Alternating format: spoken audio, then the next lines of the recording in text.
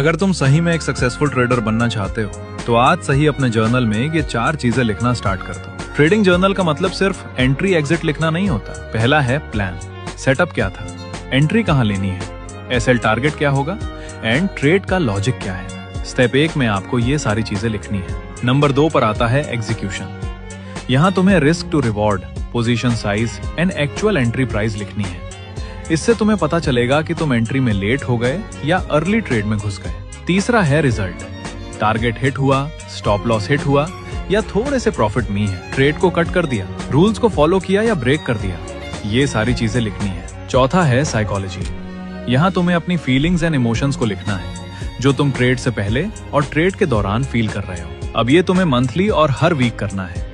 उससे तुम्हें पता लगेगा कि तुम गलती कहाँ कर रहे हो। अब अगर इससे रिलेटेड कोई भी डाउट हो तो कमेंट करो एंड SMC ICT सीखना चाहते हो वो फॉलो कर लेना।